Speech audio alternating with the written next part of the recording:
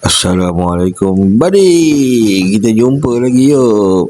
Okey, untuk pada kali ini aku nak tunjukkan resepi, bukan nak tunjuk lah kan. Aku nak bagi tahu lah aku buat bubur som-som, itu je kan. Kalau aku nak tunjuk resepi, nanti ada kata resepi dia tak betul, resepi aku lagi betul, resepi kawan tu tak betul, resepi dia shortcut. Ini macam-macam komplain. Jadi hari ni aku tak tunjuk resepi, aku cuma nak bagi tahu aku buat bubur som-som. Jadi siapa ni nak ikut cara aku, ada dalam caption dia punya bahan-bahan. Okey, macam biasa video aku ni pendek. Kalau ayo tu korang nampak aku bubuh satu bekeh, korang janganlah ikut aku bubuh satu bekeh. Aku dah tulis itu 1.5 liter tu, bubuh dah 1.5 liter. Aku cuma nak shortcut, nak pendekkan video tu. Jadi nampaklah ayo tu aku bubuh sekali je. Sebenarnya semua bahan-bahan yang aku tuliskan tu, itulah bahan yang aku gunakan.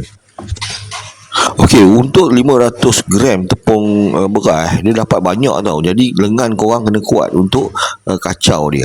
Okey, bila tepung beras korang nampak menggelegak, lepas tu dah makin pekat. Kalau korang masih wah-wah lagi masak, kedap dah masak, korang ambil lah sikit rasa kat situ.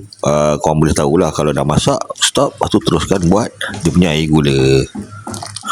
Okey, untuk bubur som-som, air gula memang cair macam ni. Dia tak pekat, dia cair. Walaupun orang bubuh gula pasir, gula putih, tapi gula pasir, gula putih tu just untuk rasa, bagi dia nice-nice je.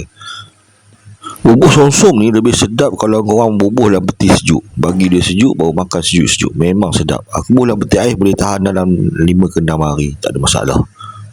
Tak susah pun, tutak-tutak siap, mudah je.